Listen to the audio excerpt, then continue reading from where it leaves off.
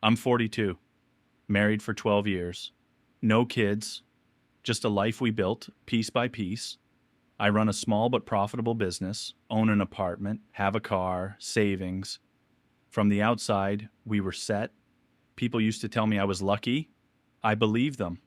My wife and I weren't dramatic people, no screaming matches, no wild passion either. We were steady, comfortable, predictable. I thought that was what grown up love looked like. I worked a lot, too much, probably. But I told myself it was for us, for our future, for security. She stayed home more, handled the apartment, errands, schedules. A year ago, we hired a Domra worker to help with maintenance and renovations, fixing wiring, floors, small things I didn't have time for. He was younger than me, quiet, polite. I barely noticed him beyond invoices and updates. Back then, life felt normal. Boring, maybe, but safe. Even our silences felt earned. I didn't feel threatened. I didn't feel like I was losing anything. That's the part that hurts the most now. I wasn't unhappy, I was just busy. And I thought, love could survive on intention alone. I didn't know my wife was lonely in ways money couldn't fix. I didn't know warmth could come from someone else standing in my kitchen, holding a tool belt, listening to her complain about me. I thought everything was fine. That's how these stories always start, right? The changes were subtle. That's why I ignored them. Or maybe I didn't want to see them. She started dressing nicer at home, not for dinners out, just random Tuesdays, new perfume, a softness in her voice that I hadn't heard in a while. I told myself she was rediscovering herself. I was proud of her even. She mentioned the Domra worker more often. His name slipped into conversations casually. He said this wall is load-bearing. He thinks the wiring should be redone. Always, he thinks. I trusted her judgment. I trusted my marriage. Sometimes I came home and felt like I was interrupting something. Nothing obvious. Just a pause in the air. She'd be on her phone, smiling, then quickly lock the screen. I joked about it. She laughed, said I was paranoid. I was tired all the time. Running a business does that. When she asked me to slow down, to take time off, I promised soon. Soon never came. I remember one night she asked quietly, "Do you still want me?" I laughed, kissed her forehead, said of course. Then I opened my laptop. I didn't realize that question wasn't casual. It was a warning. Looking back, the red flags were everywhere. But when you love someone, and when your life is built on stability, you convince yourself that discomfort is temporary. I thought effort could wait. Love didn't wait. I trusted her completely. That's not a flex. It's a confession. When the Dahmer worker started coming by, even when I wasn't home, I didn't question it. She said it was easier to coordinate during the day. Logical. Efficient. Those were my favorite words. Sometimes I'd get home and she'd be energized, almost glowing. Other days she'd be distant, irritated with me for no clear reason. I thought she was just frustrated with my absence. I accepted the blame. She stopped asking where I was going, stopped complaining about my hours. That should have scared me. Instead, I felt relieved. Less guilt. There were nights she stayed up late on her phone, typing quietly beside me. When I asked who she was talking to, she said a friend. I didn't push. I didn't want to be that guy. I believed trust meant silence. I didn't know she was sharing her fears with someone else, that she was being listened to, that someone was present in ways I wasn't. I was proud of providing. I was blind to the fact that provision without presence is empty. Sometimes I replay those weeks in my head and wonder if I could have stopped it. If one honest conversation could have changed everything. But back then, I thought marriages didn't fall apart quietly. I was wrong. The doubt didn't arrive dramatically. It crept in. I came home early one afternoon. Meeting canceled, rare free hour. Her car was there. His van was there too. That wasn't unusual. What was unusual was the sound of laughter. Real laughter. The kind that comes from shared jokes, not politeness. I stood outside longer than I should have. When I walked in, they jumped apart slightly. Not guilty exactly, but startled. She introduced me like she always did. He nodded, avoided eye contact. I asked how long he'd been there. She answered too quickly. Just an hour. Something in my chest tightened. I ignored it. That night, I checked her phone for the first time in our marriage. I hated myself for it. I found nothing, at least nothing obvious, just work chats, friends, family. I told myself I was being paranoid. That stress was messing with my head. But once suspicion exists, it doesn't leave. It waits. From that day on, every smile felt suspicious. Every silence felt loaded. I started noticing how she withdrew from me physically. Subtle excuses, early sleep, headaches. I still didn't confront her. I was afraid of being wrong, and more afraid of being right. It happened on a normal morning. Coffee, news, routine. Her phone buzzed on the table while she was in the shower. I glanced down instinctively. A name I recognized. The Domra worker. The message preview said, "I miss you already." That was it. No emojis, no explanation, just that sentence. My hands started shaking. I stared at the screen like it might change, like I'd misunderstood. I didn't open it. I didn't need to. When she came out, wrapped in a towel, I asked calmly, "Why does he miss you?" Her face drained of color. She didn't yell, didn't deny it. She just sat down slowly and said, "I didn't mean for you to find out like this." That sentence destroyed something permanent in me. I asked how long. She said, "A few months." I asked if she loved him. She didn't answer immediately. That pause was louder than any confession. I remember thinking, this is my life now. The apartment felt smaller. The walls closer. I couldn't breathe. I had built everything for us and still lost her to someone who fixed our floors. I needed details. I hated myself for needing them. She told me they started talking more during renovations, that he listened, that he asked how she was really doing, that she felt invisible with me. She said it just happened. I almost laughed. Nothing just happens for months. I asked if they slept together. She nodded, quietly, no drama. I asked if she loved him. She said, "I think I do." I don't remember standing up, but suddenly I was pacing. My heart was racing, my ears rang. I asked what I did wrong. She said, "You weren't there."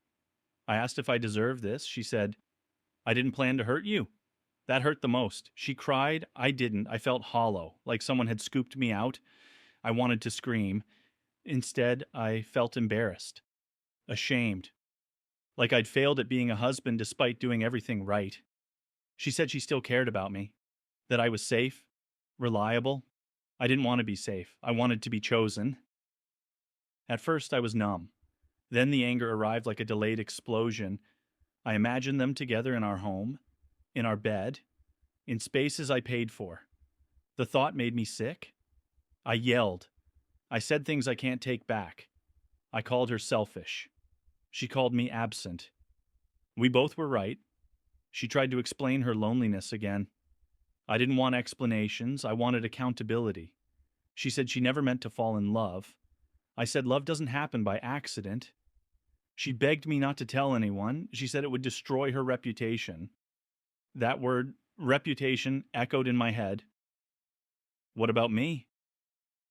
I slept on the couch. Then I stopped sleeping at all. Every memory became suspicious. Every year felt fake. I wondered if I was ever truly loved or just useful. Here's the part I don't admit to anyone. I still loved her. Even after everything, I missed her laugh, her habits, the life we built. I hated myself for that. I oscillated between wanting to fix everything and wanting to burn it all down. One moment I imagined therapy, forgiveness. The next I imagined packing her bags. I felt guilty for working so much, angry for being blamed, weak for wanting her back. I compared myself to him constantly, younger, present, simpler. Money felt meaningless. Success felt stupid. I couldn't focus at work. Clients noticed.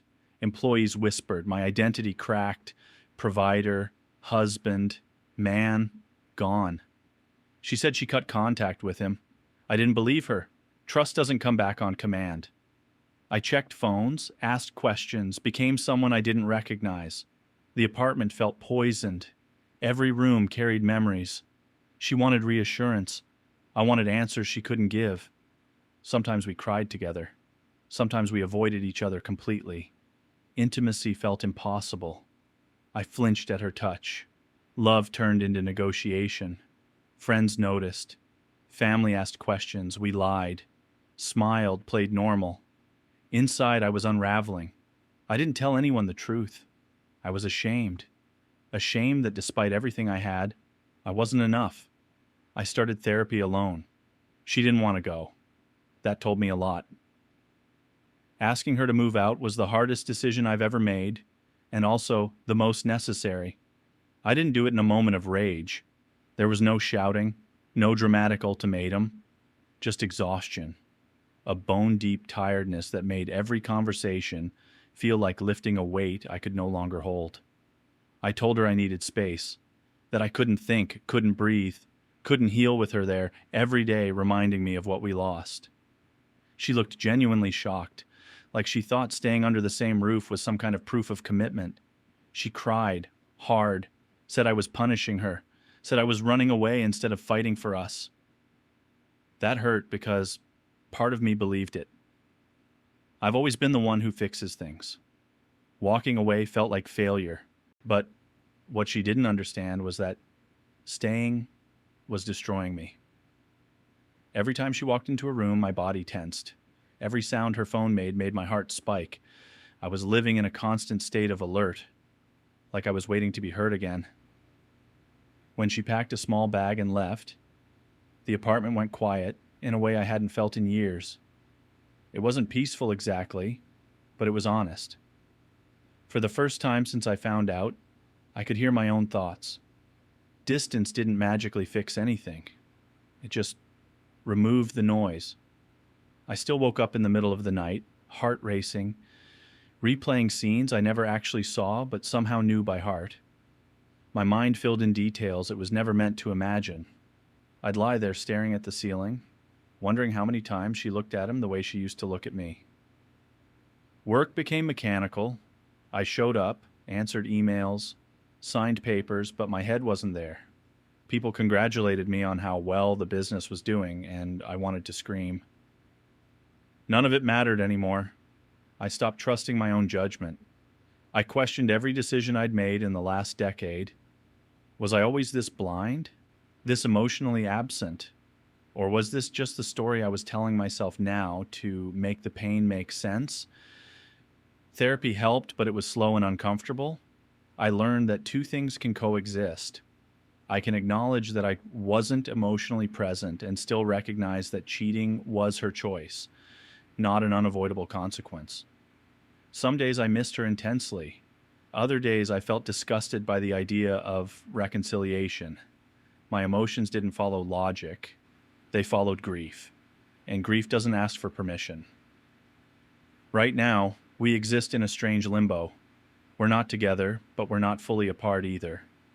We talk occasionally, carefully, like two people navigating a minefield where every word might trigger an explosion. She says she regrets everything, says she was lonely, lost, desperate to feel wanted. She says the affair is over, that she cut contact completely. I believe she believes that's enough, but belief isn't the same as trust. Sometimes she asks if there's still a chance for us. I never give a clear answer because I honestly don't know. I can imagine a future where we try again, but I can't imagine ever loving her without fear. And that realization terrifies me. I've realized that forgiveness isn't a single decision. It's something you have to choose every day. And some days, I just don't have it in me. She wants closure. I want clarity. Neither of us has what we need. I've learned things I wish I didn't have to learn this way. I learned that being a good provider doesn't automatically make you a good partner. Presence matters. Attention matters. Emotional availability matters more than I ever understood. But I also learned that loneliness doesn't excuse betrayal. That adults make choices even when they're hurting, especially when they're hurting. I learned that trust, once broken, doesn't heal with apologies or time alone. It requires accountability, patience and a willingness to sit with someone else's pain without rushing them to get over it. Most of all, I learned that love isn't just about staying, it's about choosing each other when it's uncomfortable, boring, or hard. We both failed in different ways. Only one of those failures shattered everything. I don't know how this story ends. And maybe that's the most honest ending I can give. Some days I think I'll eventually forgive her, that we'll rebuild something new from the wreckage. Other days I think the damage is too deep, that staying would mean sacrificing my self-respect just to avoid being alone. I used to believe love was about endurance, about sticking it out no matter what.